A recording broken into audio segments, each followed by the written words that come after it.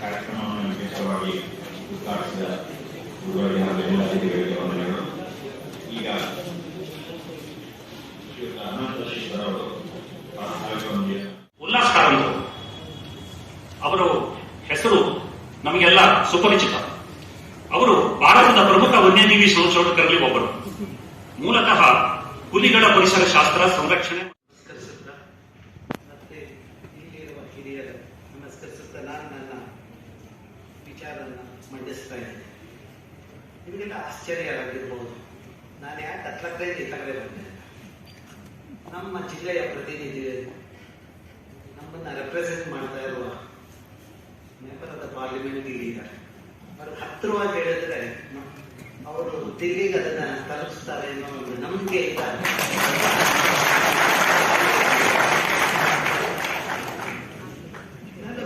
ಕೆಲವೊಂದು ಕ್ವಶನ್ಸ್ ಇದೆ. ನಾವು ಕಾನೂನು ಮಾಡ್ತೇವೆ ಪಾರ್ಲಿಮೆಂಟ್ ಅಲ್ಲಿ, ಅಸೆಂಬ್ಲಿಯಲ್ಲಿ. ಕಾನೂನು ಕಾರ್ಯಗತ ನಾವು ಮಾಡೋದಿಲ್ಲ.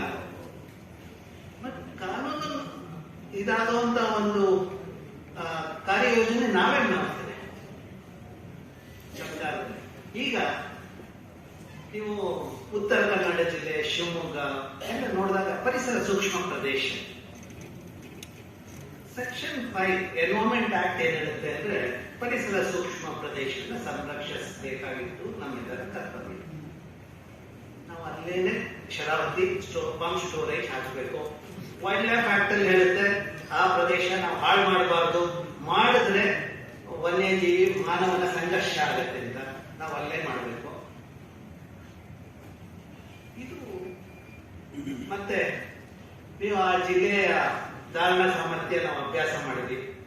ಕರ್ನಾಟಕ ಸರ್ಕಾರದವರು ನಮ್ಗೆ ಹೇಳಿದ್ರು, ಮಾಡಿ ಅಭ್ಯಾಸ ಮಾಡಿದ್ವಿ. ನಾವು ಕೊಟ್ಟ ಒಂದು ಸಜೆಷನ್ ಯಾವುದೂ ಕಾರ್ಯಗತ ಆಗಿಲ್ಲ. ಆಲ್ಮೋಸ್ಟ್ 8 ರಿಂದ 10 ವರ್ಷ ಆಗಿದೆ. ಅದು ಆಗೋ ಮುಂಚೆನೆ ಇನ್ನೂ ದುರಂತದ ಯೋಜನೆಗಳು ಹಾಕೊಂಡು ಬರ್ತಾ ಇದೆ. ಎಲ್ಲಿ ಸೂಟ್ ಕೇಸ್ಗೆ ಅನುಕೂಲ ಆಗುತ್ತೋ ಅಂತ ಯೋಜನೆಗಳು ನಮ್ಮ ಜಿಲ್ಲೆ ತರಬೇಕು ಅನ್ನೋ ಯೋಜನೆ. ಯಾಕೆ ಮಾತಾಡ್ತಾ ಇದ್ದೇನೆ ಅಂದ್ರೆ ವಿಧಾನಸೌಧ ಬಹಳ ದೂರ ಇದೆ. ವಿಜ್ಞಾನಿಗಳ ಕೂಗು, ಜನರ ಕೂಗು ಒಟ್ಟಿಗೆ ವಿಧಾನಸೌಧಕ್ಕೆ ಹೋಗ್ಬೇಕಾಗಿದೆ. ನಮ್ಮ ಯಾವುದೇ ಒಂದು ಸ್ಥಳದಲ್ಲಿರುವ ನೈಸರ್ಗಿಕ ಸಂಪತ್ತು ಅದೇ ಮಾದರಿ ಇರಬೇಕಾದರೆ science, society, culture and spirituality should go hand in hand. ಸಮಾಜ, ವಿಜ್ಞಾನ, ಸಂಸ್ಕೃತಿ ಮತ್ತೆ spirituality has to go hand in hand ಅಂತ ನಾನು ನನ್ನ ಲೇಖನದಲ್ಲಿ ಆಗಾಗ ಬರೀದೆ. ಇವತ್ತು ನಾನು ಈ ವೇದಿಕೆ ನೋಡಿದಾಗ ಸಮಾಜ, ವಿಜ್ಞಾನ, ಕಲ್ಚರ್ ಮತ್ತೆ ಸ್ಪಿರಿಚುಯಾಲಿಟಿ ನಾವೆಲ್ಲ ಒಟ್ಟಾಗಿದ್ದೀವಿ. ಹಾಗಾಗಿ ನಮ್ಮ ಭಾವನೆಗಳನ್ನ ಅರ್ಥಕೊಂಡು ತಪ್ಪು ಮಾಡದೇ ಇರೋದು ಈಗ ನಮ್ಮನ್ನು ಆಳ್ತಾ ಇರುವ ರಾಜ್ಯ ಸರ್ಕಾರ ಮತ್ತೆ ಕೇಂದ್ರ ಸರ್ಕಾರದವರು ಬಹಳ ಅನಿವಾರ್ಯ. ಕೆಲವೊಮ್ಮೆ ನಮ್ಮಿಂದ ಚುನಾಯಿತರಾದವರು ಚುನಾಯಿತ ಆದ ಮೇಲೆ ನಮ್ಮನ್ನು ಮರೆತು, ಆದ್ರೆ ನಾನು ಬಹಳ ಅದೃಷ್ಟಶಾಲಿ. ಬೆಂಗಳೂರಿನ member of parliament Ananth Kumar ಅವರು ಇದ್ರು. ಯಾವುದೇ ಒಂದು ಈ ರೀತಿಯ ವಿಷಯ ಬಂದಾಗ ನಾನೊಂದು ಲೇಖನ ಅಥವಾ ಒಂದು ಲೆಟರ್ ಬರೆದು ಅವ್ರಿಗೆ ಕೊಟ್ಟಾಗ ಅವರು ಅದನ್ನು ಕಾರ್ಯಗತ ಮಾಡ್ತಾ ಇದ್ರು. ತದಡಿ ಅಗನಾಶ್ನಿಯಲ್ಲಿ ಒಂದು ಬೋರ್ಡ್ ಬರಬೇಕು ಅಂತಿತ್ತು. ನಾನು ಬಹಳಷ್ಟು ಅವರಿಗೆ ಸೈಂಟಿಫಿಕಲಿ ಅದು ಯಾಕೆ ಬರಬಾರ್ದು ಅನ್ನೋದ್ರ ಬಗ್ಗೆ ಒಂದು ಲೇಖನ ಬರೆದು ಮತ್ತೆ ಅವರು ಒಂದು ಲೆಟರ್ ಕೊಟ್ಟೆ. ಅವ್ರು ಹೇಳಿದ್ರು, ರಾಮಚಂದ್ರ ಅವರೇ, ನಾನು ಪ್ರಧಾನಿಯವ್ರಿಗೆ ತಲುಪಿಸ್ತೀನಿ, ನೀವು ಒಂದು ಲೆಟರ್ ಬರೆದು ಬಿಡಿ ಅಂತ. ನಾನು ಒಂದು ಲೆಟರ್ ಬರೆದೆ ಪ್ರಧಾನಿಯವ್ರಿಗೆ. ಆಮೇಲೆ ಅದು ಅಷ್ಟೊತ್ತಿಗೆ ಜಿಯಾಲಜಿ ಡಿಪಾರ್ಟ್ಮೆಂಟ್ ಅವರು ಇಟ್ಸ್ ನಾಟ್ ಸೂಟಬಲ್ ಅಂತ ಹೇಳಿದ್ರು. ಹಾಗಾಗಿ ಅದಕ್ಕೆ ಒಂದು ತಡೆ ಬಂದಲ್ಲಿ ಇದಕ್ಕೂ ನಮ್ಮೊಟ್ಟಿಗೆ ವಿಶೇಷ ಕಾರ್ಯ. ನಾನು ಅವ್ರು ಕೇಳ್ಕೊಳ್ಳೋದು ಇಷ್ಟೇನೆ, ನಮ್ಮ ಜಿಲ್ಲೆ ಉತ್ತರ ಕನ್ನಡ ಜಿಲ್ಲೆ ಇಡೀ ವಿಶ್ವದಲ್ಲೇ ಸಂಪತ್ಭರಿತ ಜಿಲ್ಲೆ. 80% ಹಸಿರಿರುವ ಜಿಲ್ಲೆ. ಆ ಹಸಿರಿರುವ ಜಿಲ್ಲೆ ಇರಬೇಕಾದ ಜಿಲ್ಲೆಯಲ್ಲಿ ಡೆವಲಪ್ಮೆಂಟ್, ಅಭಿವೃದ್ಧಿ ಅಂತ ಹೇಳಿ ಕಳೆದ 7 ದಶಕದಲ್ಲಿ ಲೂಟಿಯಾಗಿದೆ. ನಿತ್ಯ ಹರಿದ್ವರ್ಣ ಕಾಡು 70 ದಶಕದಲ್ಲಿ 69% ಇತ್ತು. ಇವತ್ತು ಅದು 29% ಬಂದಿದೆ. ಅದರಿಂದ ಏನ್ ಪ್ರಯೋಜನ ಅಂತ ಕೆಲವರು ಮಂದಿ ನನ್ನನ್ನು ಕೇಳ್ತಾರೆ. ಅದು ಯಾರು ಅಂದ್ರೆ ಭಾವಿಸ್ಬೇಡಿ, ಪುಡಾರಿಗಳು. ನಾನು ಅವ್ರಿಗೆ ಹೇಳೋದಿಷ್ಟೇನೆ, ನೀವು ನೀರು ಬೇಕಾದ್ರೆ ಕಾಡು ಬೇಕೇ ಬೇಕು. ಅದಕ್ಕೋಸ್ಕರ ನಾನೊಂದು ಅಭ್ಯಾಸ ಮಾಡಿದೆ. ನಾವು ಅದರಲ್ಲಿ ತೋರಿಸಿದ್ವಿ ಎಲ್ಲಿ ಯಾವ ಜಲನಯನ ಪ್ರದೇಶದಲ್ಲಿ ಹಸಿರು ಸೀರೆ ನೈಸರ್ಗಿಕ ಸ್ಥಳೀಯ ಪ್ರಭೇದಗಳ ಕಾಡಿದೆಯೋ ಅಲ್ಲಿರುವ ಜರಿಗಳಲ್ಲಿ, ನದಿಗಳಲ್ಲಿ, ಅಲ್ಲಿರುವ ಕೆರೆಗಳಲ್ಲಿ 12 ತಿಂಗಳು ನೀರಿದೆ.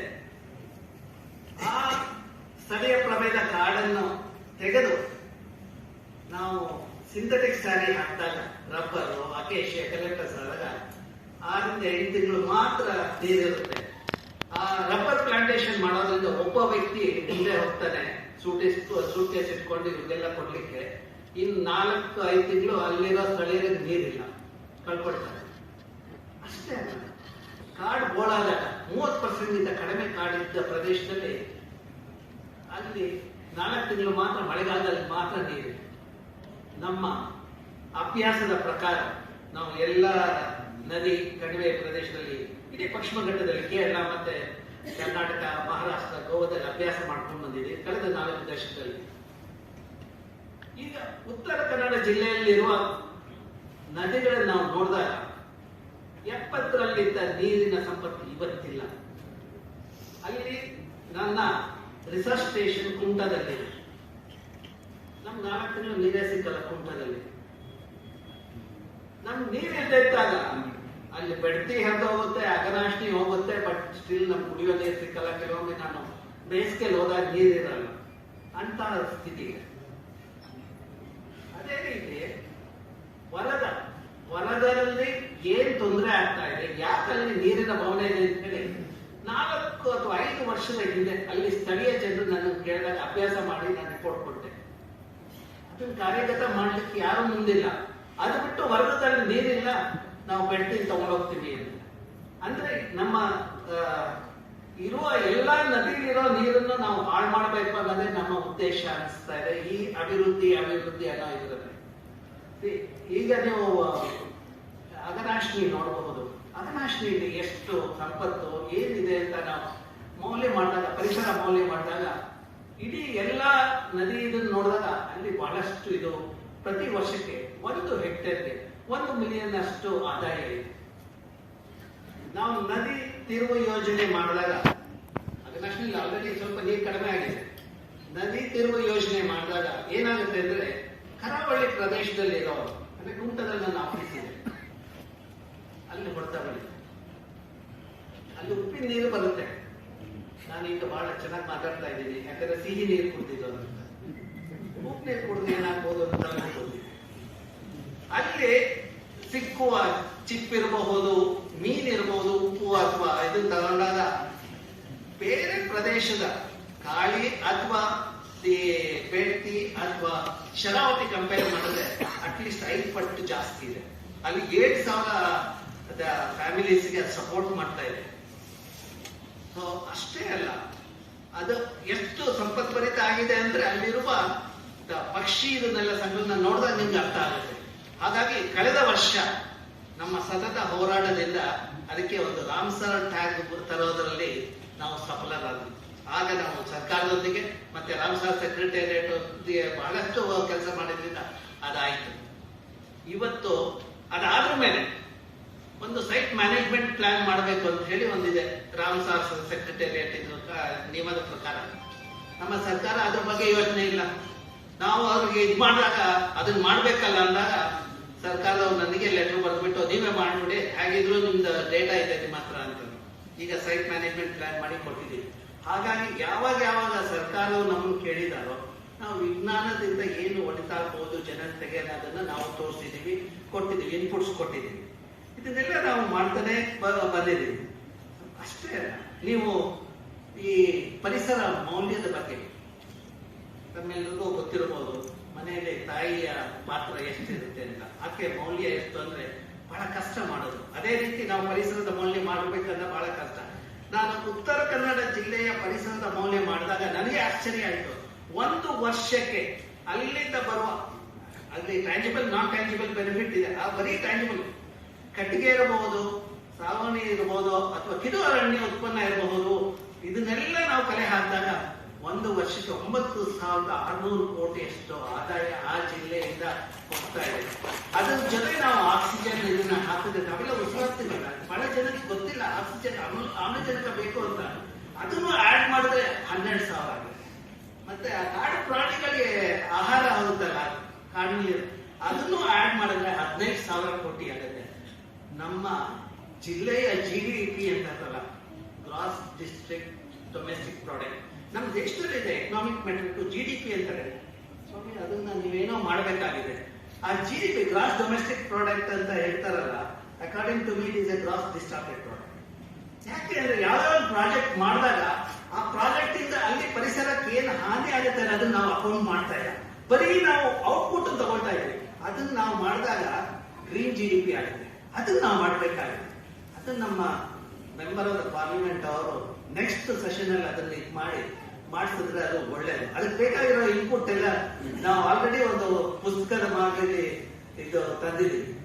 ಉತ್ತರ ಕನ್ನಡ ಜಿಲ್ಲೆಯ GDP ನೀವು ನೋಡಿದಾಗ ಒಂದು ವರ್ಷಕ್ಕೆ 5,800 ಕೋಟಿ ಅಂತ ಉಲ್ಲೇಖ ಆಗಿದೆ.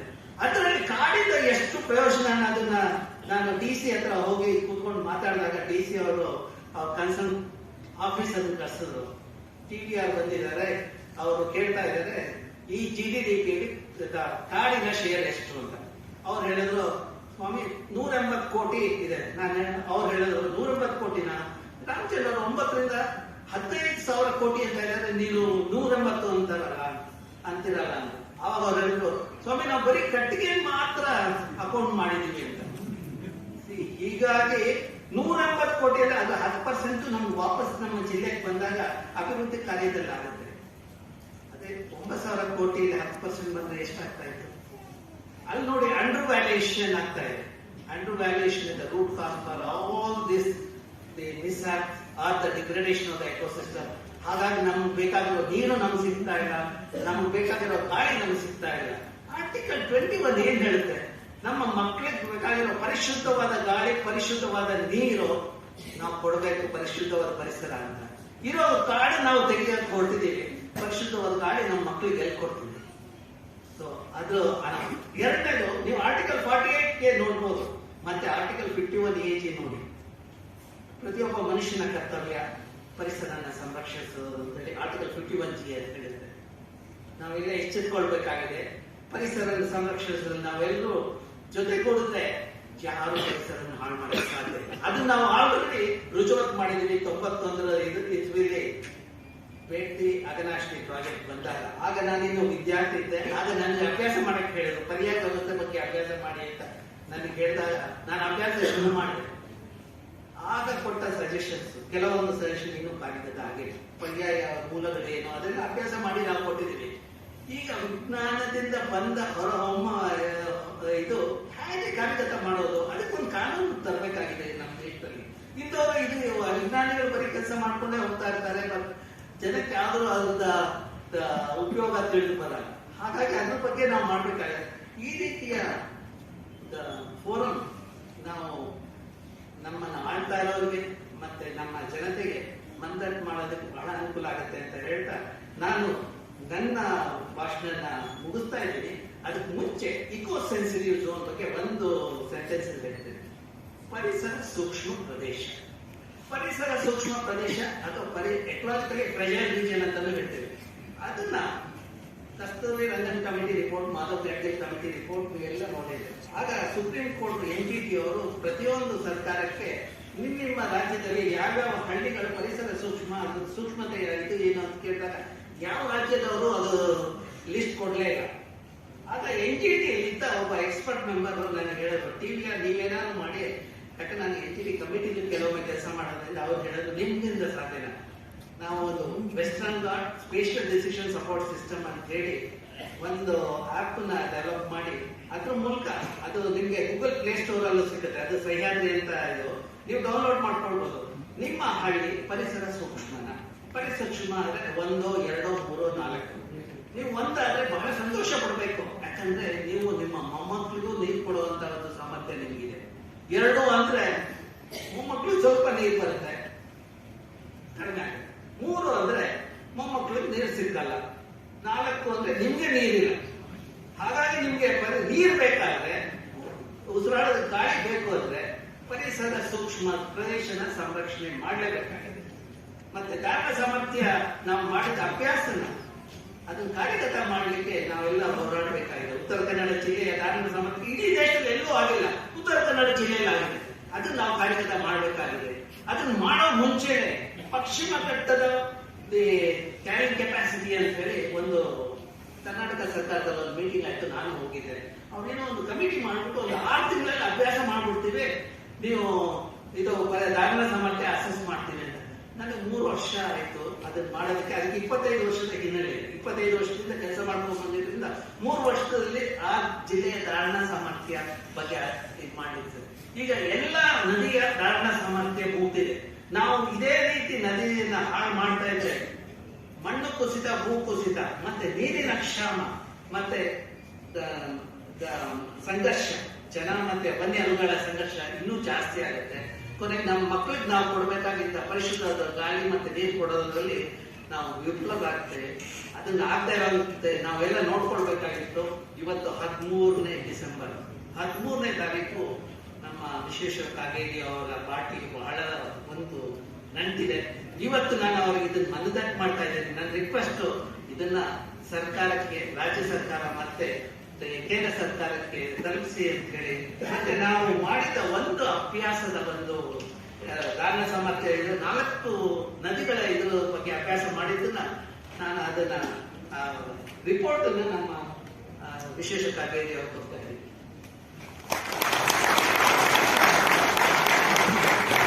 ಹಿಂದೆ ನಾನು ಅನಂತ್ ಕುಮಾರ್ ಅವ್ರಿಗೆ ಕೊಟ್ಟಾಗ ಸಕ್ಸಸ್ ರೇಟ್ 200%.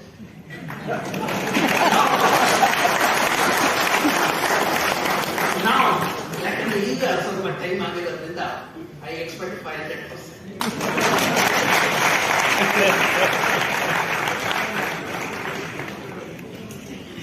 ಧನ್ಯವಾದಗಳು ಟಿ ವಿ ರಾಮಚಂದ್ರ ಅವರಿಗೆ.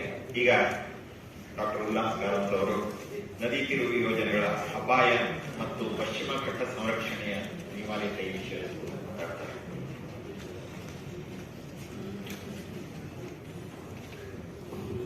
ಎಲ್ಲರಿಗೂ ನಮಸ್ಕಾರ. 12 ನಿಮಿಷದಲ್ಲಿ ಬಾಯಿ ಮುಚ್ಚಬೇಕು ಅಂತ ಹೇಳಿದ್ದಾರೆ.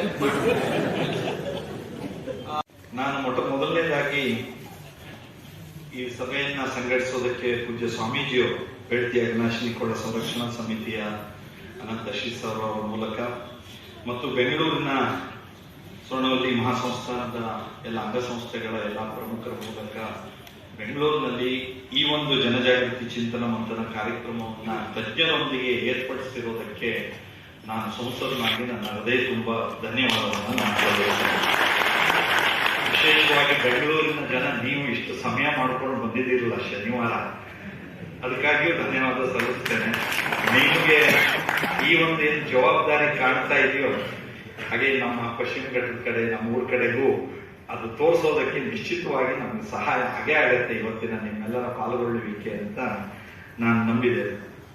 ಪೂಜ್ಯ ಸ್ವಾಮೀಜಿಯವರು ಪೀಠಾರೋಹಣದ ನಂತರ ಧಾರ್ಮಿಕ, ಆಧ್ಯಾತ್ಮಿಕ, ಸಾಂಸ್ಕೃತಿಕ ಅನೇಕಾರು ಹತ್ತಾರು ಚಟುವಟಿಕೆಯನ್ನು ಮಾಡ್ತಾ ಇದ್ದಾರೆ. ನಮಗೆಲ್ಲ ಗೊತ್ತೇ ಇದೆ, ಭಗವದ್ಗೀತೆ ಅಂದ್ರೆ ಸ್ವರ್ಣವಲ್ಲಿ ಸ್ವಾಮೀಜಿಯವರು ಅಂತ ಹೇಳುವಂತಹ ಒಂದು ಜಾಗೃತಿಯ ಅಭಿಯಾನವನ್ನ ಅವರು ತಗೊಂಡಿದ್ದಾರೆ. ಆದರೆ ಅವರು ನಾಡಿಗೆ ಪ್ರಸಿದ್ಧರಾಗಿರೋದು ಬೇರೆ ಎಲ್ಲಾ ಚಟುವಟಿಕೆಗಳ ಜೊತೆಯಲ್ಲಿ ಬಹಳ ಮುಖ್ಯವಾಗಿ ಪರಿಸರ ರಕ್ಷಣೆಯಲ್ಲಿ ಅವರು ತಮ್ಮನ್ನು ತೊಡಗಿಸಿಕೊಂಡಿರುವಂತಹ ಬದ್ಧತೆಯ ರೀತಿ, ಆ ಕಾರಣದಿಂದ ಹಸಿರು ಸ್ವಾಮೀಜಿ ಅಂತ ಹೆಸರು ಅವರಿಗೆ ಬಂದಿದೆ. ಅಷ್ಟು ಬದ್ಧತೆಯಿಂದ ಅವರು ತಮ್ಮನ್ನು ತಾವು ತೊಡಗಿಸಿಕೊಂಡಿದ್ದಾರೆ. ಹಾಗಾಗಿ ನಮ್ಮ ಹೋರಾಟಕ್ಕೆ ಒಂದು ದೈವಿ ಬಲ ಆ ಎಲ್ಲ ಕಾರಣದಿಂದ ಇದ್ದೇ ಇದೆ ಅಂತ ನಾನು ನಂಬಿದ್ದೇನೆ. ಇವತ್ತು ಗಣ್ಯರೆಲ್ಲ, ಹಿರಿಯರೆಲ್ಲ ಮಾತನಾಡಿದ್ದಾರೆ, ತಜ್ಞರು, ಅನುಭವಿಗಳು. ನಾನು ಅವರೆಲ್ಲ ಮಾತುಗಳನ್ನು ಆಲಿಸಿದ್ದೇನೆ. ಅವರು ಕೊಟ್ಟಂತ ವರದಿಗಳು ನನ್ನ ಕೈಯಲ್ಲಿದೆ. ಇನ್ನು ಇದರ ಆಧಾರದಲ್ಲಿ, ಇನ್ನು ಮುಂದೆ ಕೊಡುವಂತಹ ಸಲಹೆ ಸೂಚನೆಗಳ ಆಧಾರದಲ್ಲಿ ಇನ್ನೂ ಹೆಚ್ಚಿನ ಒಂದು ತಜ್ಞತೆಯ ವರದಿ ಸಿದ್ಧ ಆಗತ್ತೆ. ಅದು ನಾವೆಲ್ಲ ಅದರ ಜೊತೆಗಿದ್ದು ನಮ್ಮ ಪಾತ್ರಗಳ ನಿರ್ವಹಣೆಯನ್ನ, ಜವಾಬ್ದಾರಿಗಳ ನಿರ್ವಹಣೆಯನ್ನ ನಾವೆಲ್ಲ ಮಾಡೋದಕ್ಕೆ ಸಿದ್ಧ ಇದ್ದೇ ಇದ್ದೇವೆ. ನಾನು ಈ ಸಂದರ್ಭದಲ್ಲಿ ಉತ್ತರ ಕನ್ನಡ ಜಿಲ್ಲೆಯು ನಮ್ಮ ಜಿಲ್ಲೆ, ಹಾಗೆ ಪಶ್ಚಿಮ ಘಟ್ಟಕ್ಕೆ ಬಹಳ ಮಹತ್ವ ಇದೆ. ನಾನು ಅದಕ್ಕಿಂತ ಉತ್ತರ ಕನ್ನಡ ಜಿಲ್ಲೆ ಅನೇಕ ತ್ಯಾಗಗಳನ್ನ ಮಾಡಿರುವಂತಹ ಜಿಲ್ಲೆ ನಮ್ಮದು. ಈಗಾಗಲೇ ಒಂದು 8 ಡ್ಯಾಮ್ಗಿಂತ ಜಾಸ್ತಿ ಡ್ಯಾಮ್ ಇದೆ, ವಿದ್ಯುತ್ ಕೊಡ್ತಾ ಇದ್ದೀವಿ, ಕೈಗಾ ಇದೆ, ಸೀಬರ್ಡ್ ಇದೆ, ನೇವಲ್ ಬೇಸ್. ನಮ್ಮದು ಉಳಿದಂತೆ ಅಭಿವೃದ್ಧಿಗೆ, ದೇಶದ ಅಭಿವೃದ್ಧಿಗೆ, ರಾಜ್ಯದ ಅಭಿವೃದ್ಧಿಗೆ ನಾವೇನೆಲ್ಲ ತ್ಯಾಗ ಮಾಡಿ ನಾವೇನೆಲ್ಲ ಕೊಡಬೇಕು ಅದನ್ನು ಕೊಟ್ಟಿದ್ದೇವೆ. ಆದ್ರೆ ಮತ್ತೆ ಅದರ ಕಾರಣದಿಂದಾಗಿ ನಮ್ಮ ಭಾರವನ್ನ ನಾವು ಅನುಭವಿಸ್ತಾ ಇದ್ದೇವೆ. ಅದರ ಶಿರೂರು ಗುಡ್ಡ ಕುಸಿತ ಆಯಿತು, ಎಲ್ಲಿ ಈ ಮೋಡ ಕ್ಲೌಡ್ ಬ್ಲಾಸ್ಟ್ ಅಂತ ಏನು ಹೇಳ್ತೀವಲ್ಲ ನಾವು, ಅದಾಗಿ ಎಷ್ಟೆಷ್ಟು ಕಡೆಗೆ ಏನೇನು ತೊಂದರೆ ಆಯ್ತು ಅಂತ ನಾನು ಕಳಚೆ, ಮತ್ತಿಘಟ್ಟ, ಭಟ್ಕಳ, ಎಷ್ಟು ಊರ ಹೆಸರು ಹೇಳ್ಬೋದು. ಮೇಘಸ್ಫೋಟ, ಮೋಡ ಒಂದು ಸ್ಫೋಟಗಳು, ಎಂತೆಂತ ಅನಾಹುತಗಳಾಗಿದೆ. ನೀವು ಪಶ್ಚಿಮ ಘಟ್ಟದ ಸೂಕ್ಷ್ಮತೆಗಳನ್ನು ಅರ್ಥ ಮಾಡಿಕೊಳ್ಳದೆ ಪಶ್ಚಿಮ ಘಟ್ಟದಲ್ಲಿ ಈ ರೀತಿಯ ಯೋಜನೆಗಳನ್ನ ಹೇರೋದ್ರಿಂದ ಆಗುವಂತ ಅಪಾಯವನ್ನ ಕೇವಲ ನಮ್ಮ ಜಿಲ್ಲೆಯ ಜನ ಮಾತ್ರ ಅನುಭವಿಸೋದಲ್ಲ, ಈ ಇಡೀ ರಾಜ್ಯ, ಇಡೀ ದೇಶ, ಈ ಪ್ರಕೃತಿ ಸೃಷ್ಟಿಯೇ ಅನುಭವಿಸಬೇಕಾಗತ್ತೆ. ಹಾಗಾಗಿ ನಾವೆಲ್ಲರೂ ಹೇಳ್ತಾ ಇರೋದು, ಈಗಾಗಲೇ ಸಾಕಷ್ಟು ಕೊಟ್ಟಿದ್ದೇವೆ ನಾವು, ಮತ್ತೆ ಇಂತಹ ಯೋಜನೆಗಳು ಬೇಡ ಅಂತ ನಾವು ಹೇಳೋದಕ್ಕೆ ಕಾರಣ ಅಂದ್ರೆ ನಮ್ಮ ಪಶ್ಚಿಮ ಘಟ್ಟದ ಧಾರಣಾ ಸಾಮರ್ಥ್ಯದ ಅಧ್ಯಯನ ಮಾಡಿ, ಈಗಾಗಲೇ ಕೊಟ್ಟಿರುವಂತಹ ಉತ್ತರ ಕನ್ನಡ ಜಿಲ್ಲೆಯ ಧಾರಣಾ ಸಾಮರ್ಥ್ಯದ ವರದಿಯನ್ನು ನೋಡಿ, ಪಶ್ಚಿಮ ಘಟ್ಟ ಕಾರ್ಯಪಡೆ ಕೊಟ್ಟಂತಹ ವರದಿಯನ್ನು ನೋಡಿ, ಅಲ್ಲಿಯ ಸೂಕ್ಷ್ಮತೆಗಳು ಏನಿದೆ ಅಂತ ಅದರ ಆಧಾರದಲ್ಲಿ ನಾವೆಲ್ಲ ಮುಂದೆ ಹೆಜ್ಜೆಯನ್ನು ಇಡಬೇಕು ಅಂತ ನಾವೆಲ್ಲ ಹೇಳ್ತಾ ಇದ್ದೇವೆ. ಮುಖ್ಯಮಂತ್ರಿಗಳನ್ನ ಭೇಟಿ ಮಾಡಿದ ನಮ್ಮ ನಿಯೋಗದ ಸಂದರ್ಭದಲ್ಲಿಯೂ ಸಹ ನೀವು ಪಶ್ಚಿಮ ಘಟ್ಟದ ಧಾರಣಾ ಸಾಮರ್ಥ್ಯದ ಅಧ್ಯಯನ ಆದ ಹೊರತು ಯಾವುದೇ ಯೋಜನೆಗಳಿಗೆ, ಬೃಹತ್ ಯೋಜನೆಗಳಿಗೆ ನೀವು ಅನುಮತಿಯನ್ನ ಕೊಡಬಾರದು ಅನ್ನೋದನ್ನ ಸ್ಪಷ್ಟವಾಗಿ ಹೇಳಿದ್ದೇವೆ. ಆದ್ರೆ ಈ ಧ್ವನಿ ಇನ್ನೂ ಬಲಗೊಳ್ಳಬೇಕಾಗಿದೆ. ಹಾಗಾಗಿ ಈ ರೀತಿಯ ಸಂಘಟನೆಗಳ ಅಗತ್ಯತೆ ಇದ್ದೇ ಇದೆ. ಈಗಾಗಲೇ ನಮ್ಮ ಜಿಲ್ಲೆಯಲ್ಲಿ ಅನೇಕ ಒಂದು ಸಂಘಟಿತ ಪ್ರಯತ್ನಗಳು, ಅನೇಕ ಈ ರೀತಿಯ ಯೋಜನೆಗಳ ಬಗ್ಗೆ ನಡೆದೇ ಇದೆ. 3 ಯೋಜನೆ ಇದೆ, ನಮಗೆಲ್ಲ ಗೊತ್ತೇ ಇದೆ. ಶರಾವತಿ ನದಿ ತಿರುವಿನ ಯೋಜನೆ ಇದೆ, ಬೇಡ್ತಿ ಯೋಜನೆ ಇದೆ, ಅಘನಾಶಿನಿ ಯೋಜನೆ ಇದೆ. ಈ 3 ಯೋಜನೆಗಳು ಒಂದೇ ಕಾಲಕ್ಕೆ ಬಂದ್ಬಿಟ್ಟಿದೆ. ಹಾಗಾಗಿ ಜಿಲ್ಲೆಯ ಜನ ಅದರ ಭಾರದಿಂದ ಮತ್ತಷ್ಟು ಕಂಪಿತರಾಗ್ತಾ ಇದ್ದಾರೆ. ನಾವು ಈ ಎಲ್ಲ ಪರಿಸ್ಥಿತಿಯಿಂದ ಹೊರಗೆ ಬರಬೇಕು ಅಂದ್ರೆ ನಮ್ಮ ಸಂಘಟನೆ ಇನ್ನಷ್ಟು ಹೆಚ್ಚು ಬಲಗೊಳ್ಳಬೇಕು. ಜನವರಿ 11ರ ಸಮಾವೇಶದ ಮೂಲಕ ಸರ್ಕಾರವೇ ಹೇಳಬೇಕು, ಉತ್ತರ ಕನ್ನಡ ಜಿಲ್ಲೆಗೆ ನಾವು ಈ ರೀತಿ ಬೃಹತ್ ಯೋಜನೆ ಘೋಷಿಸೋದಿಲ್ಲ, ಈಗಾಗಲೇ ಸಾಕಷ್ಟು ಕೊಟ್ಟಿದ್ದೇವೆ, ನಿಮ್ಮ ಮೂಲಭೂತ ಅಭಿವೃದ್ಧಿಗೆ ಇನ್ನೇನ್ ಬೇಕು ಅದನ್ನು ಕೊಡ್ತೇವೆ ನಾವು ಅಂತ ಸರ್ಕಾರ ಹೇಳಬೇಕು. ಆ ರೀತಿಯ ಒಂದು ಜನಾಭಿಪ್ರಾಯ ರೂಪಿಸುವಂತ ಪ್ರಯತ್ನ ನಮ್ಮಿಂದ ಆಗ್ಬೇಕು. ನಮ್ಮ ಕೊರತೆಗಳನ್ನು ನಾನು ಮತ್ತೆ ಹೇಳೋದಿಲ್ಲ, ನಿಮ್ಗೆಲ್ಲ ಗೊತ್ತೇ ಇದೆ. ರಸ್ತೆ ಇಲ್ಲ, ಅದಿಲ್ಲ ಅನ್ನೋದು ಬೇರೆ, ಈ ಹೊಂಡ ತುಂಬಿದ್ರೆ ಸಾಕು ಅನ್ನೋ ಲೆವೆಲ್ ನಲ್ಲಿ ನಾವಿದ್ದೇವೆ. ನಾ ಮತ್ತೆ ಹೀಗೆಲ್ಲ ಹೇಳಿದ್ರೆ ನಿಮ್ಗೂ ಗೊತ್ತು, ನಮಗೂ ಗೊತ್ತು ಇರೋ ಸ್ಥಿತಿಗಳು. ನಮಗೆ ಇನ್ನು ಬೇರೆ ಬೇರೆ ಅನೇಕ ಸೌಲಭ್ಯಗಳು ಬೇಕು. ನೀವು ಆಸ್ಪತ್ರೆ ಹೇಳ್ತಿರೋ, ಇನ್ನೊಂದು ಎಷ್ಟು ಹೇಳಿದ್ರು ಅದೆಲ್ಲದೂ ಬೇಕಾಗಿದೆ. ಮೂಲಭೂತ ಅಗತ್ಯತೆಗಳ ಕೊರತೆ ಇದೆ, ನಮ್ಗೆ ಇನ್ನೂ ಸಾಕಷ್ಟಿದೆ. ಆದ್ರೆ ಅದ್ರ ಬಗ್ಗೆ ಹೆಚ್ಚಿನ ಗಮನಗಳು ಯಾವ ಸರ್ಕಾರದಲ್ಲೂ ಹಿಂದೆ ನಮ್ಮ ಜಿಲ್ಲೆಗೆ ಸಿಕ್ಕಿರೋದು ನೋಡ್ಲಿಲ್ಲ. ಹಾಗಾಗಿ ಈ ರೀತಿಯ ಯೋಜನೆಗಳು ಬೇಕು ಅಂತ ಆದ್ರೆ ನಮ್ಮ ಧಾರಣಾ ಸಾಮರ್ಥ್ಯದ ಅಧ್ಯಯನ ಬರಲಿ, ಪಶ್ಚಿಮ ಘಟ್ಟದ ಕ್ಯಾರಿಂಗ್ ಕೆಪಾಸಿಟಿ ಸ್ಟಡಿ ವರದಿ ಬರಲಿ, ಆಮೇಲೆ ಸರ್ಕಾರಗಳು ಯೋಚನೆ ಮಾಡಲಿ. ಜನತೆಯ ಅಗತ್ಯತೆಗಳು ಇದ್ದೇ ಇದೆ. ಆದ್ರೆ ಈ ಅಗತ್ಯತೆಗಳನ್ನ ಪೂರೈಸೋದಕ್ಕೆ ಸರಳವಾದ ಮತ್ತು ಬೃಹತ್ ಯೋಜನೆಗಳನ್ನು ಅಷ್ಟೇ ಯೋಚಿಸಬಾರದು, ಸ್ವಲ್ಪ ಕಠಿಣವಾದ ಸವಾಲಿನ ಯೋಜನೆಗಳನ್ನು ಯೋಚಿಸಬೇಕು. ಸ್ಮಾಲ್ ಇಸ್ ಬ್ಯೂಟಿಫುಲ್ ಯಾವಾಗಲೂ ಇದ್ದೇ ಇದೆ. ನಾವು ಆ ಕೆರೆಗಳ ಇಷ್ಟು ದುಡ್ಡಲ್ಲಿ ಆ ಕೆರೆಗಳ ಸುಧಾರಣೆ ಮಾಡಿಬಿಟ್ಟಿದ್ರೆ ನಮಗಿನ್ನ ಎಂತ ಅದ್ಭುತವಾದ ನೀರಿನ ಮೂಲ ನಮ್ಮ ಅಲ್ಲಿ ಸಂಗ್ರಹ ಆಗ್ತಿತ್ತು ಅಂತ ಯೋಚನೆ ಮಾಡಬಹುದು. ನಾವು ಇದು ಬಹಳ ಎಲ್ಲ ವಿಷಯಗಳಿದೆ. ನಾವು ಸಂಘಟಿತವಾದ ಹೋರಾಟವನ್ನ, ನಮ್ಮ ಜನಜಾಗೃತಿಯ ಪ್ರಯತ್ನವನ್ನ ನಾವು ಮಾಡಬೇಕು ಅನ್ನೋದನ್ನ ನಾನು ವಿನಂತಿ ಮಾಡ್ತಾ, ಕಾನೂನಿನಲ್ಲೂ ಸಹ ಇವತ್ತು ಕಾನೂನು ಕಠಿಣ ಇದೆ. ನಾವೆಲ್ಲ ಅಂದುಕೊಂಡಷ್ಟು ಸರಳವಾಗಿ ಇದೆಲ್ಲ ಪಾಸ್ ಆಗಿಬಿಡುತ್ತೆ ಅಂತಿಲ್ಲ. ಆದರೂ ಕಾನೂನನ್ನು ಇನ್ನೊಂದು ಕಾನೂನು ಹೇಗೆ ಸಂರಕ್ಷಿಸುತ್ತೆ ಅನ್ನೋದನ್ನು ನಾವು ನೋಡಿದ್ದೇವೆ, ಅದರ ಕಷ್ಟ ಸುಖಗಳನ್ನು. ಯಾವ ಕಾನೂನು ಕಷ್ಟ ಇದೆ ಅಂತ ಹೇಳ್ತೀವೋ ಇನ್ನೊಂದು ಕಾನೂನು ಅದನ್ನು ಸರಳ ಮಾಡಿಕೊಡ್ತಾ ಇರೋದು ನೋಡ್ತಿದ್ದೇವೆ ನಾವು. ಈ ರೀತಿಯ ಸಂದಿಗ್ಧ ವಾತಾವರಣದಲ್ಲಿ ನಾವೆಲ್ಲ ಇದ್ದೇವೆ. ಕಾನೂನಿನ ಹೋರಾಟದಲ್ಲಿ ಅಶೋಕ್ ಕಾರನಾಡಿಯವರಿಂದ ಹಿಡಿದು ನಮಗೆ ಇನ್ನೂ ಅನೇಕರು, ನಮ್ಮ ಯು ಸಿಂಗ್ ಇಂದ ಹಿಡಿದು ನಮ್ಮ ವರ್ಮಾ ಅವರಿಂದ ಹಿಡಿದು ಅನೇಕರು ನಮಗೆ ಸಲಹೆ ಸೂಚನೆ ಕೊಡುವಂತ ಹಿರಿಯರಿದ್ದಾರೆ. ರಾಮಚಂದ್ರ ಅವರನ್ನು ಒಳಗೊಂಡಂತೆ, ನಮ್ಮ ಕಾರಂತರು ಒಳಗೊಂಡಂತೆ, ನಾನು ಹೆಬ್ಳಿಕರ್ ಅವರು ಅನುಭವಸ್ಥರಿದ್ದಾರೆ. ಹಾಗಾಗಿ ಜನಾಭಿಪ್ರಾಯ ರೂಪಿಸೋದಕ್ಕೆ, ಕಾನೂನಿನಡಿಯಲ್ಲಿ ನಮ್ಮ ಹೋರಾಟ ಮುಂದುವರಿಸೋದಕ್ಕೆ ನಾವು ಸಿದ್ಧ ಆಗ್ಬೇಕು. ನಾನು ತೇಜಸ್ವಿನಿ ಅನಂತಕುಮಾರ್ ಬಹಳ ಚೆನ್ನಾಗಿ ಹೇಳಿದ್ರು ಅನೇಕ ವಿಷಯಗಳನ್ನು. ನಮ್ಮ ಹಕ್ಕುಗಳ ಬಗ್ಗೆ ನಮ್ಗೆಲ್ಲರಿಗೂ ಜಾಗೃತಿ ಇದ್ದೇ ಇದೆ. ಆದ್ರೆ ನಮ್ಮ ಕರ್ತವ್ಯಗಳ ಬಗ್ಗೆ ಜಾಗೃತಿ ನಿರ್ಮಾಣ ಆಗಿಲ್ಲ ಅಂದ್ರೆ ಯಾವುದೇ ಸಮಸ್ಯೆಗಳು ನಾಳೆ ಪರಿಹಾರ ಸಿಗೋದಿಲ್ಲ. ನಾವೆಲ್ಲ ಒಂದು ವಿಷವರ್ತುಲದಲ್ಲಿ ಇದ್ದೇವೆ. ನಾನು ಈಗ ಸಂಸತ್ನಾಗಿದ್ದೇನೆ, ಇದಕ್ಕಿಂತ ಮೊದಲು ಸ್ಪೀಕರ್ ಆಗಿದೆ. ಸ್ಪೀಕರ್ ಆದಾಗ ನಾನು ವಿವರ ಹೇಳೋದಿಲ್ಲ, ಸಮಯ ಬಹಳ ಆಗ್ತಾ ಇದೆ. ಒಂದು ಆತ್ಮಾವಲೋಕನ ಸಭೆ ಅಂತ ಮಾಡಿದ್ದೆ. ರಾಜಕೀಯದ ಬಗ್ಗೆ ಹೇಳಿದ್ರೆ ಎಷ್ಟು ರಂಗಾಗಿರುತ್ತೆ ವಿಷಯ, ಎಷ್ಟು ಸಂತೋಷ ಆಗುತ್ತೆ ನಿಮ್ಗೆ. ನಿಜ ಅದು, ಯಾಕಂದ್ರೆ ನೀವು ನಮ್ಗೊಂದು ವೋಟ್ ಕೊಟ್ಟಿರ್ತೀರಿ. ಆ ವೋಟ್ ಕೊಟ್ಟಿರೋ ಹಕ್ಕು ಪ್ರಜಾಪ್ರಭುತ್ವದಲ್ಲಿ ನಿಮಗಿದೆ. ಹಾಗಾಗಿ ಉಳಿದೆಲ್ಲ ವಿಷಯಗಳಿಗೆ ಹೇಳಿದ್ರೆ ನಾವು ಬ್ಯೂರೋಕ್ರಸಿ ಬಗ್ಗೆ ಹೇಳಿ, ಅಥವಾ ನ್ಯಾಯಾಂಗದ ಬಗ್ಗೆ ಹೇಳಿ, ಕಾರ್ಯಾಂಗದ ಬಗ್ಗೆ ಹೇಳಿ, ಪತ್ರಿಕಾ ರಂಗದ ಬಗ್ಗೆ ಹೇಳಿ, ಸಮಾಜದ ವಿವಿಧ ಕ್ಷೇತ್ರಗಳಲ್ಲಿ, ಎಲ್ಲಾ ಕ್ಷೇತ್ರಗಳಲ್ಲಿ, ಅದು ವೈದ್ಯಕೀಯ ಕ್ಷೇತ್ರದಿಂದ ಹಿಡಿದು ನಾನು ಮತ್ತೆ ಬಿಡಿಸಿ ಹೇಳೋದಕ್ಕೆ ಹೋಗೋದಿಲ್ಲ, ಎಲ್ಲಾ ಕ್ಷೇತ್ರಗಳಲ್ಲಿ ಈ ಆದರ್ಶಗಳ ಮೌಲ್ಯಗಳ ಅಧಪತನ ಇದೆ. ವಿಷವರ್ತುಲದಲ್ಲಿ ನಾವೆಲ್ಲ ಇದ್ದೇವೆ. ನಾವೆಲ್ಲ ಅದರಿಂದ ಹೊರಬರುವಂತಹ ಪ್ರಯತ್ನವನ್ನು ಒಟ್ಟಾಗಿ ಮಾಡದೆ ಹೋದ್ರೆ, ನೀವು ನಮ್ಮನ್ನು ಒಂದೇ ಪಟ್ಟು ತೋರಿಸಿದ್ರೆ ನಾನೇ ನಿಮಗೆ ಕೇಳ್ತೇನೆ, ನಿಮಗೆ ನಿಮ್ಮ ಜೀವನ ಗ್ಯಾರಂಟಿ, ನಿಮ್ಮ ಮಕ್ಕಳ ಗ್ಯಾರಂಟಿ, ನಿಮ್ಮ ಮೊಮ್ಮಕ್ಕಳ ಗ್ಯಾರಂಟಿ ಬೇಕೋ, ಸದ್ಯದ ಯಾವ ಗ್ಯಾರಂಟಿ ಬೇಕು ಅಂತ ಹೇಳಿ ಅದನ್ನು ಕೊಡ್ತೀನಿ ಅಂತ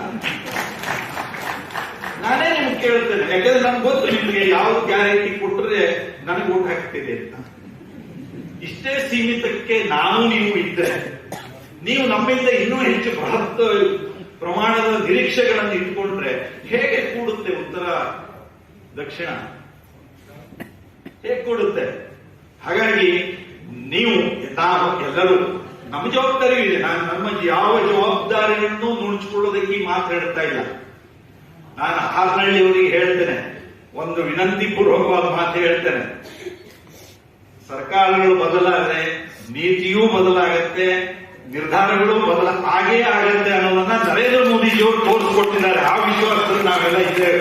ಹಾಗಾಗಿ ಸರ್ಕಾರಗಳು ಇಲ್ಲೂ ಬದಲಾದ್ರೆ ಎಲ್ಲೂ ಬದಲಾದ್ರು ನಿಶ್ಚಿತವಾಗಿ ಜನಪರವಾದ ಜವಾಬ್ದಾರಿಗಳನ್ನು ಹೆಚ್ಚಿಕೊಳ್ಳಲೇಬೇಕಾದಂತಹ ಅನಿವಾರ್ಯತೆಗಳು ಇದ್ದೇ ಇದೆ. ಪ್ರಜಾಪ್ರಭುತ್ವದ ಜನರ ಆಶೆ ಭಾವನೆಗಳನ್ನ ನಾವು ಗುರುತಿಸುವಂಥದ್ದು. ಹಾಗಾಗಿ ನಮ್ಮೆಲ್ಲರ ಜವಾಬ್ದಾರಿ ಇದೆ.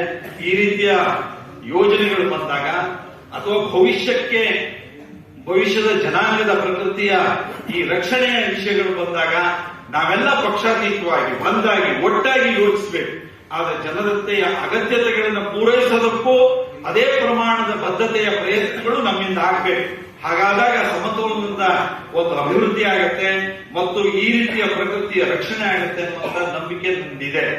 ಆ ಎಲ್ಲ ಹಿನ್ನೆಲೆಯಲ್ಲಿ ಈ ರೀತಿಯ ಸಭೆಗಳು ನಮ್ಮಲ್ಲೂ ಜಾಗೃತಿಯನ್ನು ನಿರ್ಮಿಸುತ್ತೆ, ಸಮಾಜದಲ್ಲಿ ಜಾಗೃತಿಯನ್ನು ನಿರ್ಮಿಸೋದ್ರ ಜೊತೆಯಲ್ಲಿ ಸಂಘಟಿತಗೊಳ್ಳುತ್ತೆ.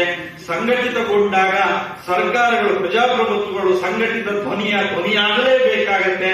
ಆ ರೀತಿಯ ಜನರ ಭಾವನೆಗಳ ಧ್ವನಿ ಸರ್ಕಾರ ಆಗೋದಕ್ಕೆ ನಾವೆಲ್ಲ ಕಾರಣರಾಗೋಣ ಅಂತ ಆಶಿಸ್ತಾ ನನ್ನ ಮಾತು ಮುಗಿಸ್ತೇನೆ. ನಮಸ್ಕಾರ. ಈ ಎಲ್ಲ ವಿಷಯಗಳಲ್ಲಿ ಪೂಜ್ಯ ಸ್ವಾಮೀಜಿಯವರ ನೇತೃತ್ವದಲ್ಲಿರುವಂತಹ ಬೇಡ್ತಿ ಅಘನಾಶಿನಿ ಕೊಳ್ಳ ಸಂರಕ್ಷಣಾ ಸಮಿತಿ ಯಾವೆಲ್ಲ ನಿರ್ಣಯಗಳನ್ನು ತೆಗೆದುಕೊಳ್ಳುತ್ತೋ ಮೊದಲಿಂದಲೂ ಅದರ ಜೊತೆಗಿದ್ದೇನೆ, ಈಗಲೂ ಇದ್ದೇನೆ. ಸಂಸತ್ನಾಗಿ, ರಾಜ್ಯ ಕೇಂದ್ರ ಸರ್ಕಾರದಲ್ಲಿ ನನ್ನ ಪ್ರಯತ್ನಗಳನ್ನ ಯಾವ್ಯಾವ ರೀತಿ ರಚನಾತ್ಮಕವಾಗಿ ಪ್ರಭಾವಿಯಾಗಿ ಮಾಡೋದಕ್ಕೆ ಸಾಧ್ಯ ಇದೆಯೋ ಅಷ್ಟನ್ನ ನಿಮ್ಮೆಲ್ಲರ ಜೊತೆಗಿದ್ದು ಮಾಡ್ತೀನಿ. ನಾನು ನಿಮ್ ಜೊತೆಗಿದ್ದೀನಿ ಎಂದು ನಾನು ಹೇಳೋದಕ್ಕೆ ಬಯಸ್ತಾ ಇದ್ದೇನೆ. ನಮಸ್ಕಾರ. ಧನ್ಯವಾದಗಳು.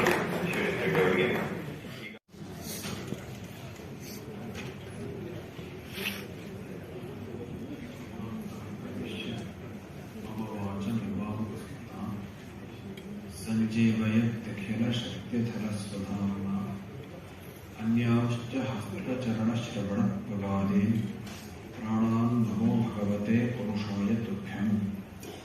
ವಂದೇ ಮಾತರಮಂಬಿಕಾಂ ಭಗವತೆ ವಾಣಿ ರಮೋಪಾತ್ಮಿಕಾಂ ಕಲ್ಯಾಣೀಂ ಕಮನೀಯ ಕಲ್ಪಲತಿಕಾಂ ಕೈವಲ್ಯನಾಥ ಪ್ರಿಯಾಂ ವೇದಾಂತ ಪ್ರತಿಪಾದ್ಯಮಾನ ವಿಭವಾಂ ವಿದ್ವನ್ಮನೋರಂಜನೀಂ ಶ್ರೀಚಕ್ರಾಂಚಿತ ರತ್ನಪೀಠ ಜಡಯಾಂ ಶ್ರೀರಾಜರಾಜೇಶ್ವರೀಂ ಶ್ರುತಿಸ್ಮೃತಿ ಪುರಾಣಾನಾಂ ಆಲಯಂ ಕರುಣಾಲಯಂ ನಮಾಮಿ ಭಗವತ್ಪಾದ ಶಂಕರಂ ಲೋಕಶಂಕರಂ.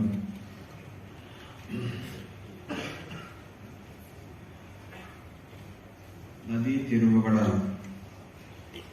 ಸಾಧಕ ಬಾಧಕಗಳ ಬಗ್ಗೆ, ವಿಶೇಷವಾಗಿ ಬಾಧಕಗಳ ಬಗ್ಗೆ ಒಂದು ರೀತಿಯಲ್ಲಿ ಕೂಲಂಕುಷವಾದ ಚರ್ಚೆ ಈ ತನಕ ನಡೆಯಿತು. ಈ ಚರ್ಚೆಯಲ್ಲಿ ವಿವಿಧ ಮುಖಗಳು ಕೂಡ ಬಂದವು. ವಿವಿಧ ಮುಖದ ಈ ಚರ್ಚೆಯನ್ನ ಅತ್ಯಂತ ಸಮರ್ಪಕವಾಗಿ ರೂಪಿಸಿಕೊಟ್ಟ ವೇದಿಕೆಯಲ್ಲಿರುವ ಎಲ್ಲ ಗೌರವಾನ್ವಿತರೇ, ಹಾಗೆ ಸಮ್ಮುಖದಲ್ಲಿ ಉಪಸ್ಥಿತರಿರುವ ಎಲ್ಲ ಒಂದು ಭಗಿನಿಯರೇ, ಈ ಸಮೂಹದ ಒಳಗೆ ಅನೇಕ ಜನ ತಜ್ಞರು ಕೂಡ ಇದ್ದೀರಿ. ಅನೇಕ ಜನ ಈ ಕ್ಷೇತ್ರದಲ್ಲಿ ಕೆಲಸ ಮಾಡತಕ್ಕಂತಹ ಅನುಭವಿಗಳು ತಜ್ಞರು ಕೂಡ ಇದ್ದೀರಿ. ಹಾಗಾಗಿ ಇವತ್ತಿನ ಸಭೆ ಅತ್ಯಂತ ಪ್ರಮುಖವಾದ ಸಭೆ. ತಿಳಿದವರು ಒಂದು 100 ಜನ ಇರೋದು ಸರಿ, ಸಾಮಾನ್ಯ ಜನರು ಒಂದು 1000 ಜನ ಇರೋದು ಸರಿ. ಹಾಗಾಗಿ ಇವತ್ತಿನ ಸಭೆ ಕೂಡ ಅತ್ಯಂತ ಪ್ರಜ್ಞಾವಂತರಿರುವ ಸಭೆಯಾಗಿದೆ.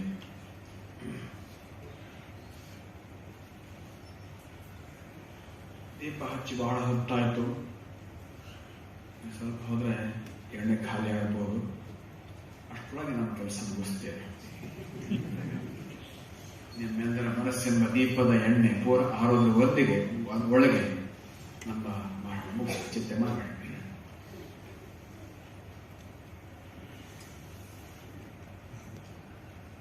ತುಂಬಾ ಜನ ಅಧಿಕಾರದಲ್ಲಿ ಇರುವವರು ನಮ್ಮ ಹೇಳ್ತಾರೆ, ಇವೆಲ್ಲ ಕಾನೂನು ಇರೋದು ಸತ್ಯ, ಪರಿಸರ ಹಾನಿ ಆಗೋದು ಸತ್ಯ. ಆಗ ಸ್ವಾಮೀಜಿ, ಇವತ್ತು 140 ಕೋಟಿ ಜನ ಇದ್ದೀವಿ, ಕೆಲವು ತ್ಯಾಗ ಮಾಡಬೇಕಾಗತ್ತೆ. ನಾವು ಏನು ಆಶೆಯಲ್ಲೇ ಬರೆದು ಮಾಡೋಕ್ಕಾಗತ್ತ ಅಂತ ನಾವು ಹೇಳ್ತಾರೆ. ತ್ಯಾಗದ ಬಗ್ಗೆ ನಮಗೆ ಉಪದೇಶ ಮಾಡ್ತಾರೆ.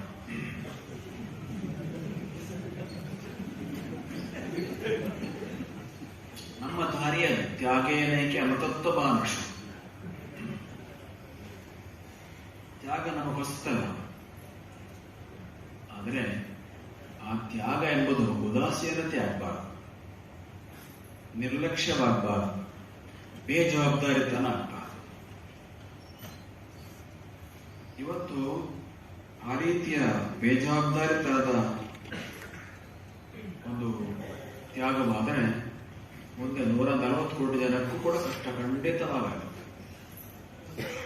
ಹಾಗಾಗಿ ವೈಜ್ಞಾನಿಕತೆಯ ಚಿಂತನೆ ನಾವು ಮಾಡಬೇಕು ಅಂತ ನಾವು ಪ್ರತಿಯೊಬ್ಬರಿಗೂ ಅದೇ ಉತ್ತರ ಕೊಡ್ತಾ ಬರ್ತಾ ಇದ್ದೀವಿ.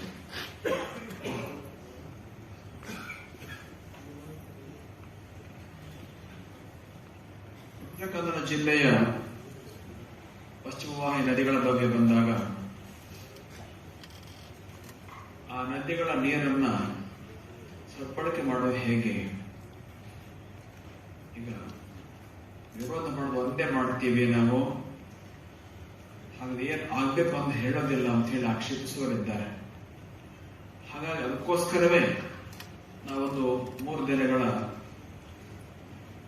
ಒಂದು ಕಮ್ಮಟವನ್ನ CCTSS ಅರ್ಥದ ಮೇಲೆ ಮಾಡಿದ್ವಿ. ಉತ್ತರ ಕನ್ನಡ ಜಿಲ್ಲೆಗೆ ಪರಿಸರ ಸ್ನೇಹಿ ಅಭಿವೃದ್ಧಿಗೆ ಎಲ್ಲಾ ಮುಖಗಳಲ್ಲಿ, ಕೈಗಾರಿಕೆ ಇರ್ಬೋದು, ಮೀನುಗಾರಿಕೆ ಇರ್ಬೋದು, ಕೃಷಿ ಇರ್ಬೋದು, ಪ್ರವಾಸೋದ್ಯಮ ಇರ್ಬೋದು, ಆ ನೀರಾವರಿ ಇರ್ಬೋದು, ಯಾವೆಲ್ಲ ಆಗ್ಬೇಕಿಂತ ಅನೇಕ ಇದೆ. ಎಲ್ಲ ನೆನಪಾಗ್ತಾ ಇಲ್ಲ. 3 ದಿನಗಳ ಕಾಲ ನಡೆಯಿತು. ಆ ಸಭೆಯಲ್ಲಿ, ಆ ಗೋಷ್ಠಿಯಲ್ಲಿ ಉತ್ತರ ಕನ್ನಡ ಜಿಲ್ಲೆಗೆ ಪರಿಸರ ಸ್ನೇಹಿ ಅಭಿವೃದ್ಧಿ ಏನ್ ಬೇಕು ಅಂತ ಕೊಟ್ಟಿದ್ದೇವೆ. ಬಹಳ ಮುಖ್ಯವಾಗಿ ಅದರಲ್ಲಿ ನದಿ ನೀರನ್ನು ಹೇಗೆ ಉಪಯೋಗಿಸಬೇಕು ಅಂತ ಕೂಡ ಕೊಟ್ಟಿದ್ದೇವೆ. ಭಾಗಿತ್ವದಲ್ಲಿ ನೀರಾವರಿ ಯೋಜನೆಗಳು ಆಗಬೇಕು. ಉತ್ತರ ಕನ್ನಡ ಜಿಲ್ಲೆಯಲ್ಲಿ ಇದರ ಸ್ವಲ್ಪ ಮಾತ್ರ ಬಿಟ್ಟರೆ ಇವಾಗ ನೀರಾವರಿ ಯೋಜನೆಗಳು ಇಲ್ಲವೇ ಇಲ್ಲ ಅಂತ ಹೇಳ್ಬೋದಾಗಿದೆ. ಹಾಗಿರ್ಬೇಕಾದ್ರೆ ಇಲ್ಲಿ ನೀರಾವರಿ ಇಲ್ಲಿಲ್ಲ, ಇನ್ನೆಲ್ಲೋ ನೀರಾವರಿ ಆಗೋದಕ್ಕೆ ನಾವು ಬೇರೆ ಕೊಡಬೇಕು ಅಂತಂದ್ರೆ ಯಾರೇ ಹೊಟ್ಟೆ ಹೊರೆದಿಲ್ಲ. ಆದ್ರಿಂದ ಇಲ್ಲಿ ಆ ನೀರು ಸದ್ಬಳಕೆ ಬಗ್ಗೆ ಚಿಂತನೆ ಮಾಡ, ಇಲ್ಲಿಯೇ ಸಾಕಾಗ್ತಾ ಇಲ್ಲ, ಅಷ್ಟು ನೀರಾವರಿ ಸಮಸ್ಯೆ ಅಲ್ಲೇ ಇದೆ. ಅನೇಕ ಪ್ರದೇಶಗಳಲ್ಲಿ ಕುಡಿಯೋ ನೀರು ಇರೋದಿಲ್ಲ, ಅಲ್ಲೂ ಕೂಡ ಅನೇಕ ಪ್ರದೇಶಗಳಲ್ಲಿ ಕೃಷಿಗೆ ನೀರು ಇರೋದಿಲ್ಲ.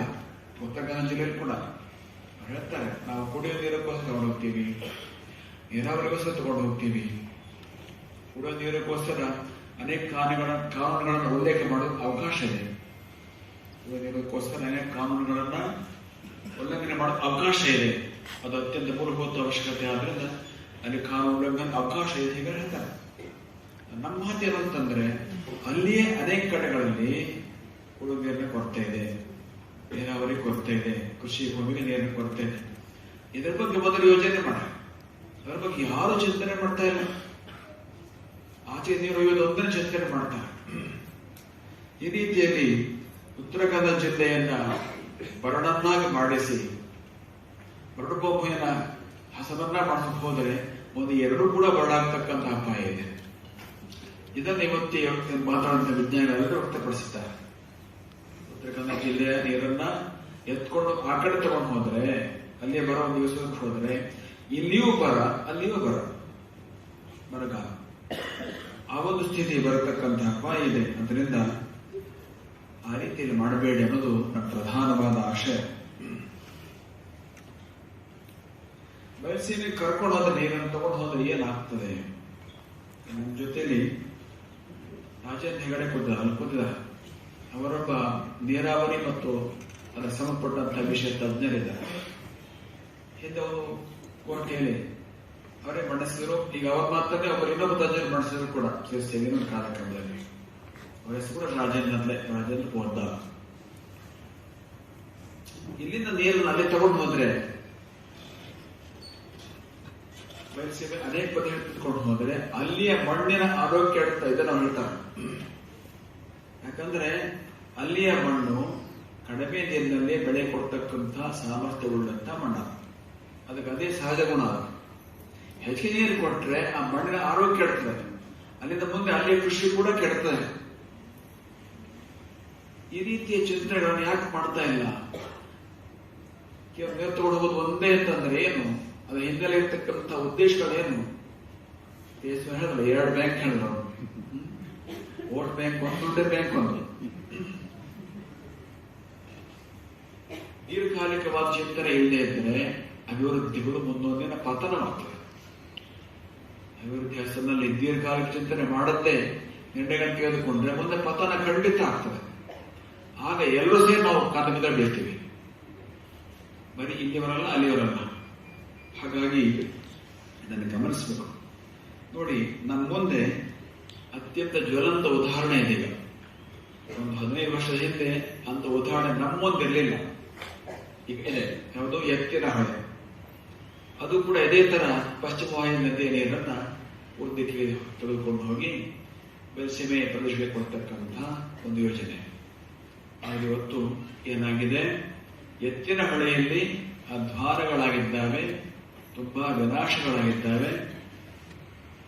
ಆಮೇಲೆ ನೀರಲ್ಲಿ ಹೋಗಿ ಮುಟ್ತಾ ಮುಟ್ಲಿಲ್ಲ, ಅಲ್ಲಿ ನೀರಿಲ್ಲ, ಅಲ್ಲೂ ಇಲ್ಲ, ಎಲ್ಲೂ ಇಲ್ಲ. ಈಗ ತಜ್ಞರು ಹೇಳ್ತಾರೆ, ಎತ್ತಿನ ಹೊಳೆಯನ್ನ ರಿಪೇರಿ ಮಾಡಕ್ ಬರೋದಿಲ್ಲ, ಯಾಕಂದ್ರೆ ತುಂಬಾ ಹೂಳು ತುಂಬಿಕೊಂಡಿದ್ದಾರೆ, ನೀರು ಕಮ್ಮಿ ಅಂತ ಕೂಡ ಬರ್ತದೆ.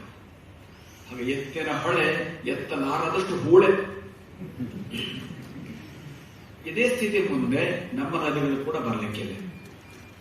ಆದ್ದರಿಂದ ನಾವು ಎತ್ತಿನ ಹೊಳೆಯಲ್ಲಿ ಧ್ವನಿ ಎತ್ತಿದ್ದಕ್ಕಿಂತ ಜಾಸ್ತಿ ಗಟ್ಟಿ ಎತ್ತಬೇಕಾಗಿದೆ. ಈಗ ಎಷ್ಟು ಗಟ್ಟಿಯಾಗಿ ಧ್ವನಿ ಎತ್ತಿದ್ರೆ ಅವಾಗ ಅಂಥದ್ರಲ್ಲಿ ಕೂಡ ನಿಲ್ಲಿಲ್ಲ. ಆವಾಗ ನಾವೆಷ್ಟು ಗಟ್ಟಿಯ ಧ್ವನಿ ಎತ್ತಬೇಕು ನೋಡಿ.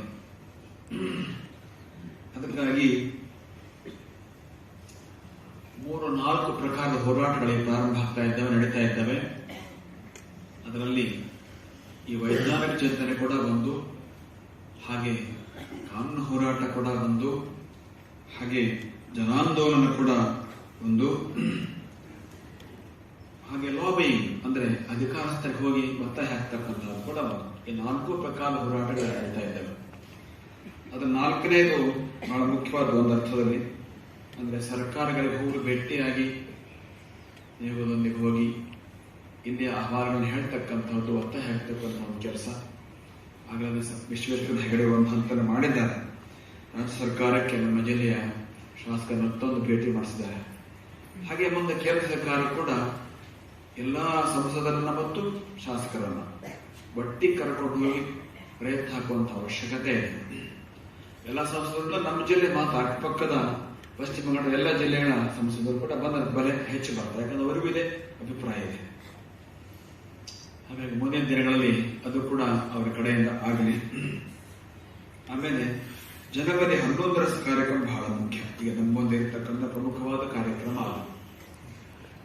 ಏನೆಲ್ಲ ನಾವು ವೈಜ್ಞಾನಿಕ ಕಾರಣಗಳನ್ನು ಕೊಟ್ಟರು, ಕಾನೂನಿನ ಕಾರಣಗಳನ್ನು ಕೊಟ್ಟರು, ಅಥವಾ ಒತ್ತಾಯ ಹಾಕಿದ್ದನ್ನು ಹೇಳಿದ್ರು, ಜನರ ಧ್ವನಿ ಗಟ್ಟಿ ಆಗದೆ ಇದ್ದರೆ ಯಾವುದಕ್ಕೂ ಬೆಲೆ ಇಲ್ಲ. ಇವತ್ತಿನ ವಾತಾವರಣದಲ್ಲಿ ಜನರ ಧ್ವನಿ ಜೊತೆಯಲ್ಲಿ ಕೂಡದೆ ಇದ್ದರೆ ವೈಜ್ಞಾನಿಕ ಮಾತುಗಳಿಗೆ ಬೆಲೆನೇ ಬರೋದಿಲ್ಲ. ಅದು ಎಷ್ಟು ಅನುಭವಿಸಿದ ರಾಮಚಂದ್ರ ಅವರು. ಜನಗಳ ಧ್ವನಿ ಗಟ್ಟಿ ಕೊಡೋದು ಮಾತ್ರ ವೈಜ್ಞಾನಿಕ ಮಾತುಗಳಿಗೆ ಬೆಲೆ. ಹಾಗೆ ಕಾನೂನು ಕೂಡ ಹಾಗೇನೆ. ಎಷ್ಟು ಕಾನೂನುಗಳು ಉಲ್ಲಂಘನೆ ಆಗ್ತಾನೆ ಇರ್ತವೆ, ಅದನ್ನು ಉಲ್ಲೇಖ ಮಾಡೋದು ಸಿಂಗ್ ಅವರು. ಅದಕ್ಕೆ ಜನಗಳ ಒಂದು ಬಲ ಕೂಡಿದಾಗ ಮಾತ್ರವೇ ಅದಕ್ಕೆಲ್ಲ ಬಲ ಬರೋದು. ಹಾಗಾಗಿ ಜನವರಿ 11ರ ಕಾರ್ಯಕ್ರಮ ಇದರಲ್ಲಿ ಬಹಳ ಮುಖ್ಯವಾದ ಒಂದು ಕಾರ್ಯಕ್ರಮ ಆಗಲೇಬೇಕು. ಅದಕ್ಕಾಗಿ ನೀವೆಲ್ಲ ಬೆಂಗಳೂರು ಬಿಟ್ಟು ಒಂದಿನ ಮನೆಗೆ ಊರೇ ಬನ್ನಿ, ಎಲ್ಲ ಬನ್ನಿ. ಇನ್ಯಾವುದೋ ಮದುವೆಗೋ ಇನ್ಯಾವುದಕ್ಕೋ ಬಸ್ ಮಾಡ್ಕೊಂಡು ಹೋಗ್ತೇನೆ ನೀವೆಲ್ಲ. ಇಲ್ಲಿಂದ ಒಂದಿನ ಆ ದಿವಸ ಬಸ್ ಮಾಡ್ಕೊಂಡಾದ್ರೂ ಬನ್ನಿ. ಒಟ್ಟಾರೆ ಆ ದಿವಸದ ಕಾರ್ಯಕ್ರಮ ಬಹಳ ಮುಖ್ಯವಾದ ಒಂದು ಕಾರ್ಯಕ್ರಮ ಆಗಿರ್ತದೆ.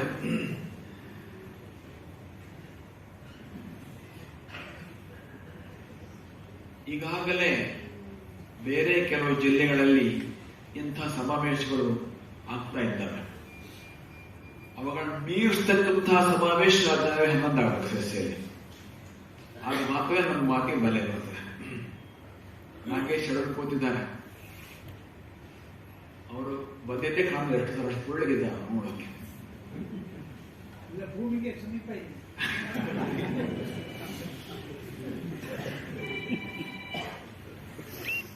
ಅವರು ಬರೀತಾರೆ ಎಷ್ಟು ಹರಿತವಾಗಿ, ಆಗೂ ಸಹ ಅದಕ್ಕೆ ಬೆಲೆ ಬರ್ತಾರೆ ಎಷ್ಟು ಸಲ. ಅದಕ್ಕಾಗಿ ಈ ಎಲ್ಲ ಚಿಂತನೆಗಳಿಗೆ ಸರಿಯಾದ ಬಲ ಬರಬೇಕು ಅಂತಂದ್ರೆ ಸಂಸದ ವಿಶ್ವೇಶ್ವರ ಹೆಗಡೆ ಮಾತು ಅಲ್ಲಿ ಬೆಲೆ ಬರಬೇಕು ಅಂತಿದ್ರೆ ಇದು ಜನಾಂದೋಲನ ಸರಿಯಾಗಿ ಆಗಬೇಕಿಲ್ಲ. ಹಾಗಾಗಿ ಜನವರಿ 11ರ ಕಾರ್ಯಕ್ರಮ ಜನರ ಹರಿವು ಜಾಸ್ತಿ ಆಗುತ್ತೆ. ಅಲ್ಲಿ ಆವಾಗ ನದಿ ಹರಿವು ಉಳಿದಕ್ಕೆ ಸಾಧ್ಯ ಆಗ್ತದೆ. ಅದಕ್ಕಾಗಿ ನಿಮ್ಮನ್ನೆಲ್ಲರನ್ನು ಕೂಡ ಆ ಕಾರ್ಯಕ್ರಮಕ್ಕೆ ಆಮಂತ್ರಿಸ್ತಾ ಇದ್ದೇವೆ. ಈ ಒಂದು ಕಾರ್ಯಕ್ರಮವನ್ನ ಸುಂದರವಾಗಿ ಇಲ್ಲಿ ಕಾರ್ಯಕ್ರಮಗಳೆಲ್ಲ ಸಂಘಟಿಸಿದ್ದೀರಿ. ಬಹುಶಃ ಸುಮಾರು 3 ತಾಸಿನಿಂದ ನಡೀತಾ ಇದೆ.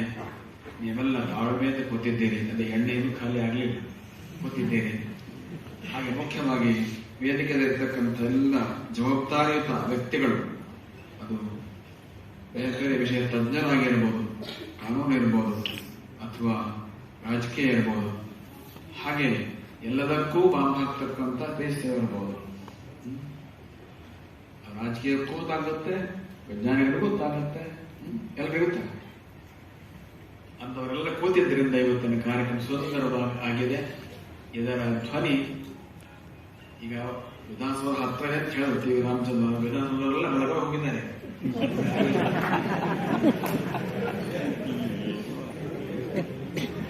ಆದರೂ ಸಹ ಬೆಳಗಾವಿ ಕೂಡ ಇದನ್ನು ಮುಟ್ಲಿ. ಒಟ್ಟಾರೆ ಈ ನದಿಗಳ ಉಳಿವು ಆಗೋದ ಮೂಲಕ ಪರಿಸರ ಸಂರಕ್ಷಣೆ, ಆ ಮೂಲಕ ಸಮಗ್ರ ಭಾರತ ದೇಶ ಸಂರಕ್ಷಣೆ ಆಗಲಿ ಅಂತ ಹಾರೈಸಿ ಮಾತಿಗೆ ಪೂರ್ಣವಿರಾಮ.